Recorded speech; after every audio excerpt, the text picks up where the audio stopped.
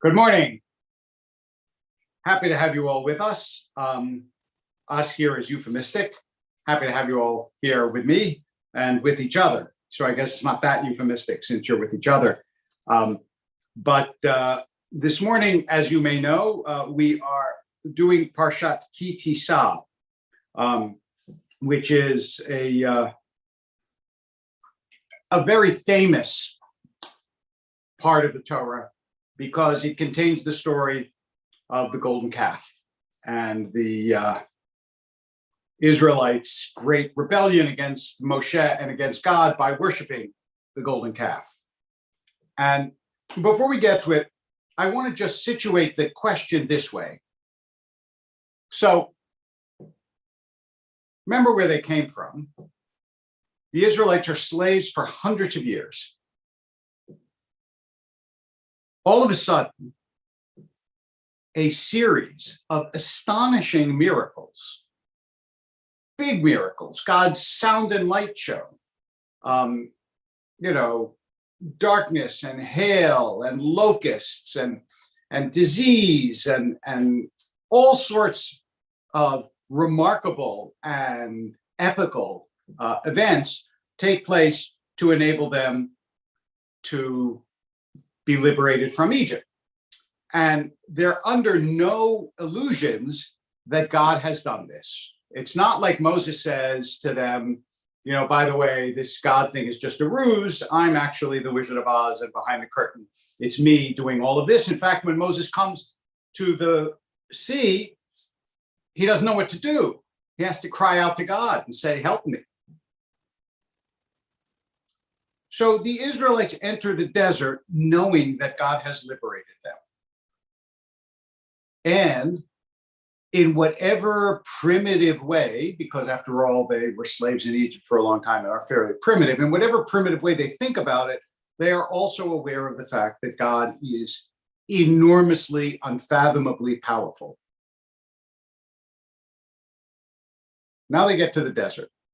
Again, manna, they're provided for. They don't like the manna so much, but okay. Who's ever gone to a restaurant with a bunch of Jews that agree on a meal? Nobody ever does. But Moses goes up to the mountain, says he'll be up there for 40 days, and he takes 41 days. Presumably there's a little travel time. And instantly, the Israelites build this golden calf. And it is among the most perplexing and baffling of rebellions in human history. It's like, you couldn't wait a day? Maybe, Moses stopped for a coffee or met a friend on the way up the mountain or decided to take a break since he's an old man already and it's a long walk, or miscalculated when he said he was going to be 40 days, that he was really going to be 41 or 42. All of a sudden, before you can turn around, these people are building a golden calf. And it is really difficult to understand why. And I'm not sure that I have an answer for you. And in this week's Jerusalem Post column, I give a couple of answers. I'm going to give some multiple answers, though, some of which I gave, some of which I didn't, in an attempt to understand ourselves as well. Because I think that this decision has something to do with how we react, too. First of all,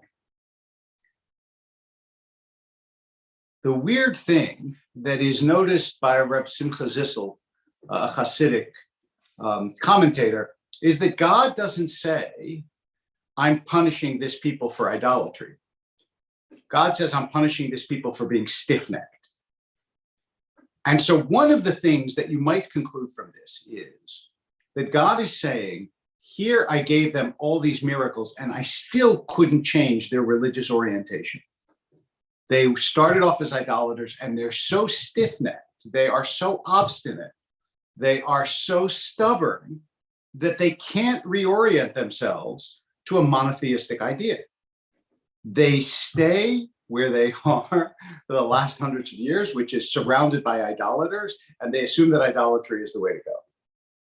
And that's one piece of an explanation for what's going on. But it is important to remember underneath this, as Nachmanides says, and I think is really the pshat, the clear meaning of the text. The golden calf is not a substitute for God.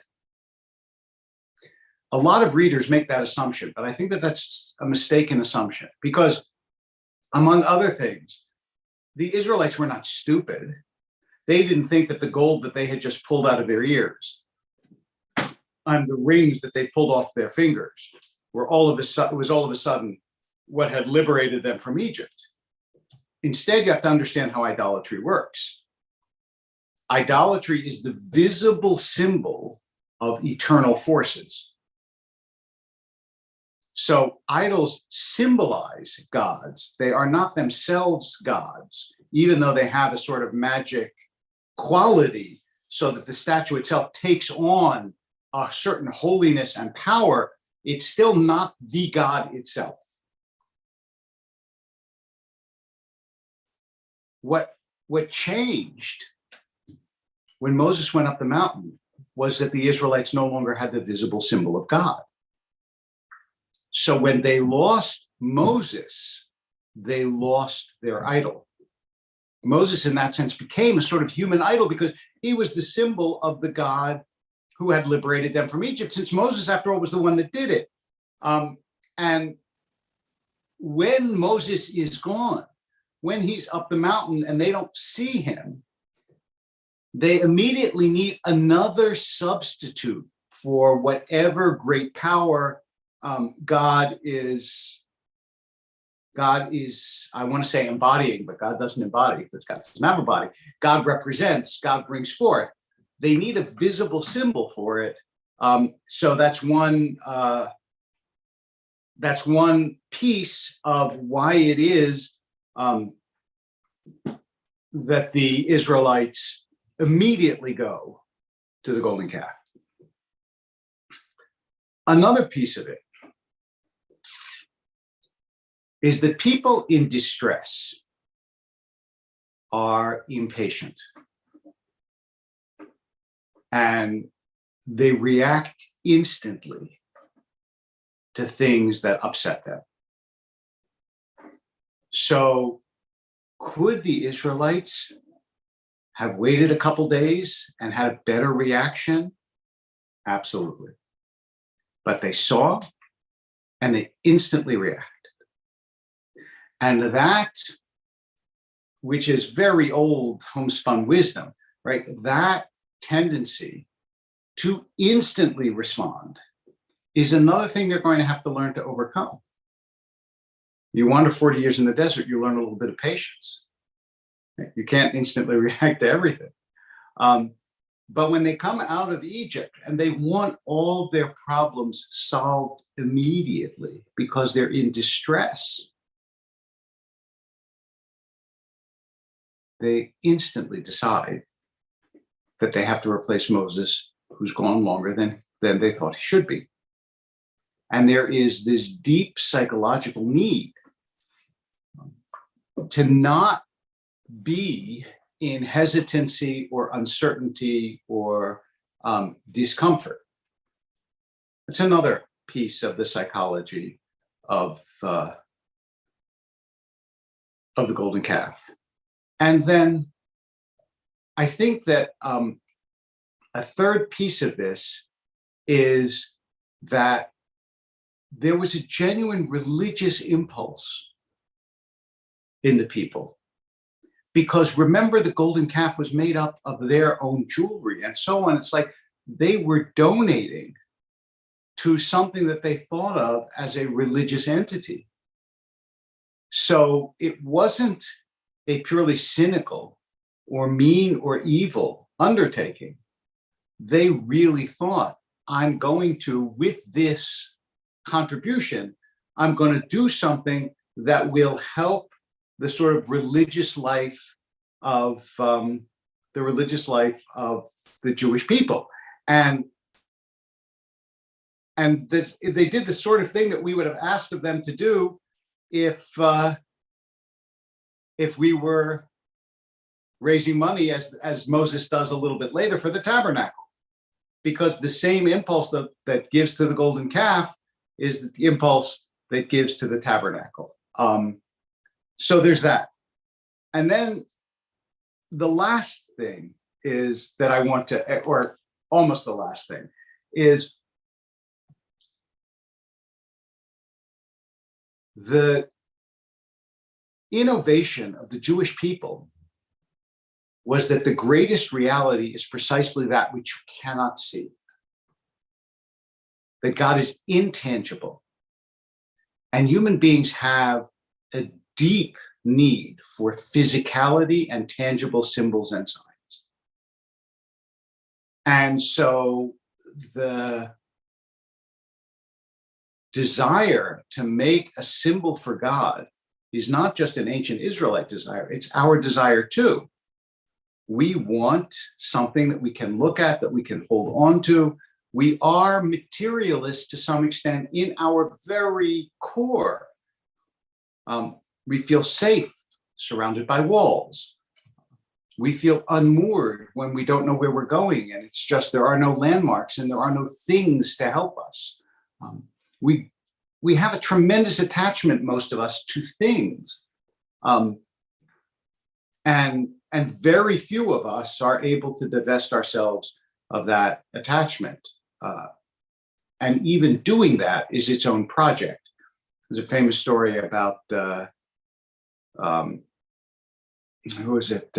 Was it Demosthenes, the Greek orator? I don't think so, but they can't think of the name at the moment. It's anyway, who was a beggar and had only a cup. And when he saw someone else drinking with their hands, he even threw his cup away, because he was committed to non-materialism. But that commitment itself is counter to what most of us have in our souls. And so to believe and worship a God that you cannot see is an innovation that took a long time and still is a very difficult one for many people, which is why if you ask Jews, do they picture God when they pray? I mean, some people still picture something like an old man with a beard. And that's because of our need for visualization. So the golden calf provided instantaneity. There was an instant solution to the fact that Moses was gone. It provided an opportunity for the religious impulse to enact itself. They could give something. They could create something. It was a chance to replace Moses, who seemed gone, and therefore, and I'll come back to this as the very last reason, and therefore terrified them. And it gave them materiality. Without Moses, the people were scared. They were in the desert. They were alone. They were leaderless. They were slaves. They had not divested themselves of the mentality of slavery. And now they faced this uncertain future and no visible, tangible God to help them through it. So you can understand, when you put all of these motivations together, that which seems so inexplicable and so counterintuitive and so just plain dumb, that they would build a golden calf, or a molten calf is the way that JPS translates it. It's probably not made of gold, but whatever it was,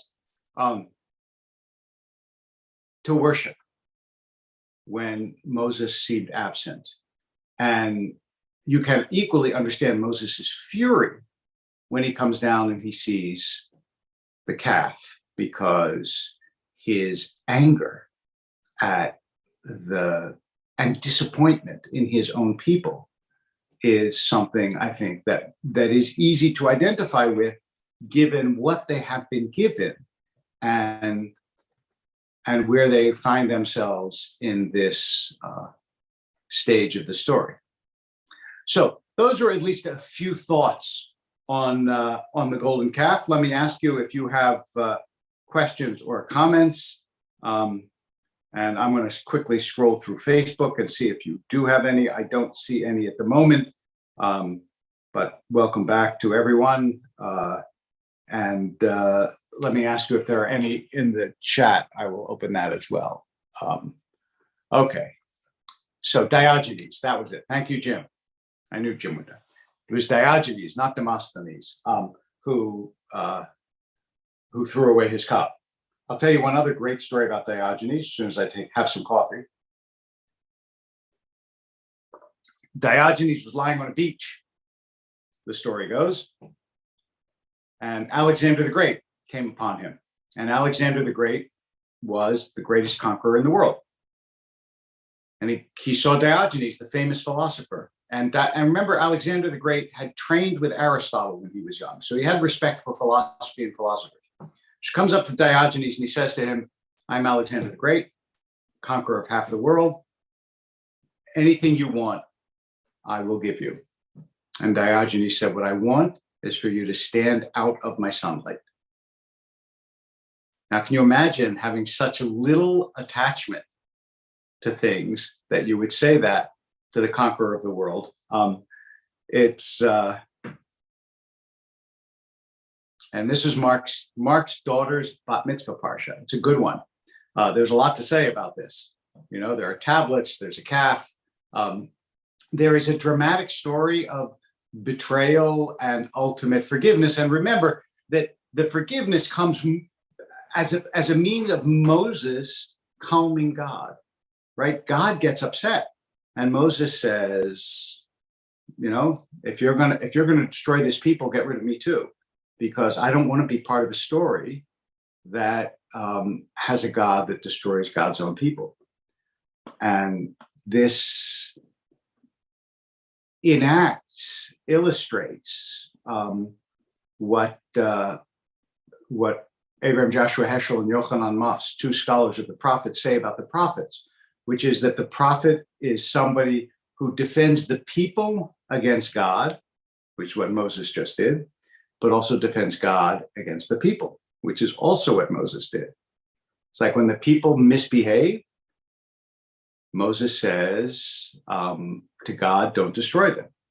And when God gets angry, Moses says, don't, when the people rather rebel against God, Moses says, don't do that.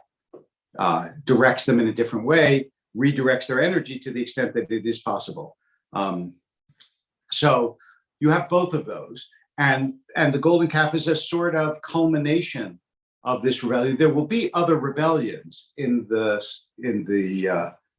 Tanakh, but the golden calf is the paradigmatic rebellion because it isn't a rebellion against Moses. It is, to the extent that there is such a thing possible, a rebellion against God. Even though I think many of the Israelites probably didn't see it that way. They probably saw it as this is the way we honor God, but obviously they did not get the memo, since this was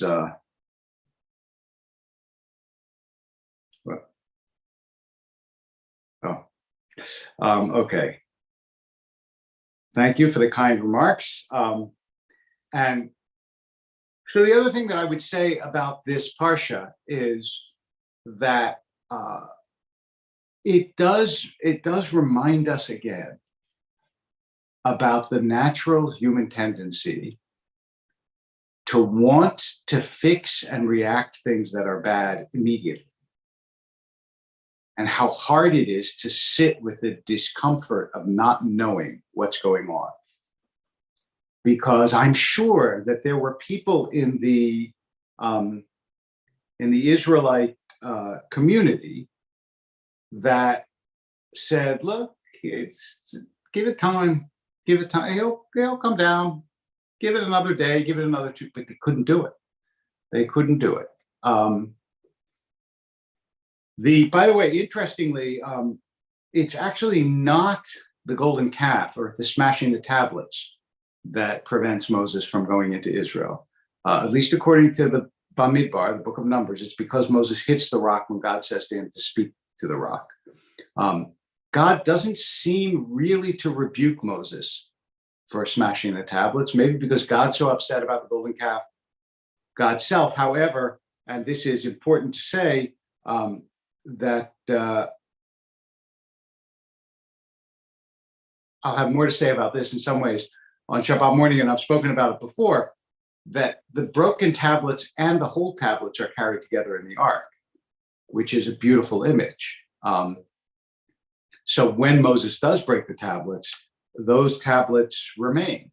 This is what the rabbis ask, like, what happened to them? Did they just stay on the, and the answer is that they went in the ark with the whole tablets. Yeah, the as Jim says, the golden calf was apparently, since sacred cows, heard that term, was a copy of Egyptian idol worship, and so it came naturally to them. And I don't know, I once looked into this a long time ago. I don't remember exactly the iconography or the particular kinds of worship that the Egyptians engaged in, but they were similar. And my answer to Sandy's question about the golden calves of our own time are probably the same as yours, although they differ from place to place and from person to person, and also they differ from politics to politics. I would say, look, anything that is human, that is worshipped as more than human, is a golden calf or is an idol. That's the easy way to put it without saying, you know, I'm talking about this or I'm talking about that. Human beings have a deep need both to worship and also to tear down that which they worship. Both of those are implanted in us. So there is, on the one hand, reverence for certain figures and tremendous schadenfreude, joy in someone else's misfortune when those figures fall.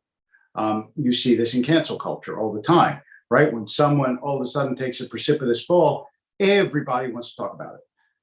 And I don't think that this is particularly a feature of our society, although obviously social media amplifies it because you can find out about everything.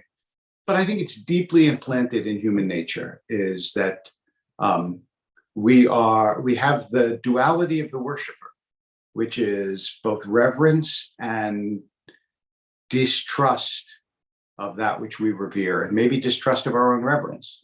And so people can turn on revered figures very quickly, as we've seen again and again and again in society.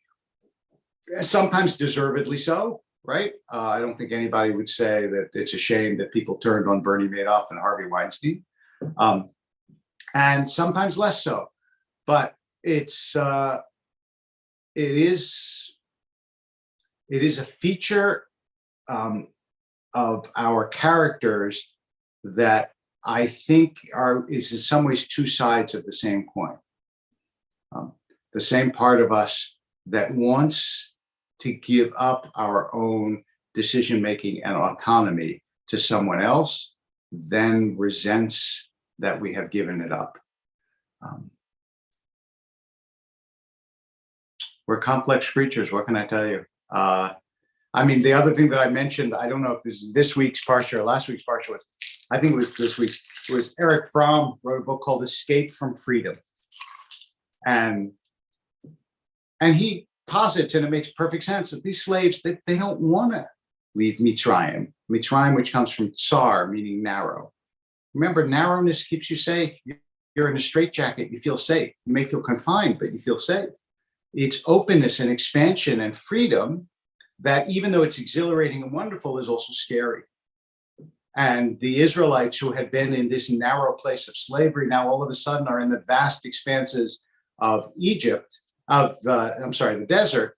And it is not easy for them to come to terms with the lack of restriction on their own mobility and ability to to act in this world.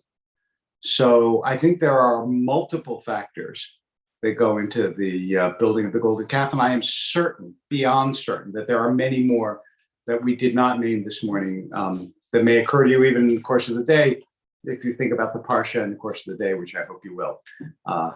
But for now, I think that's probably a sufficient account of why the golden calf was built, despite the fact that, as I said, it seems like the least likely thing that a human being would do right after having experienced the marvel, the majesty, and the liberating power of the creator of the universe, is suddenly to betray that which they had been told. But I close only with this, which is that most of the things that human beings do that are of this scale are done more from fear and ignorance than from malice. I don't think they said, let's get God angry. I think they were scared and foolish, and it therefore had some awful consequences. But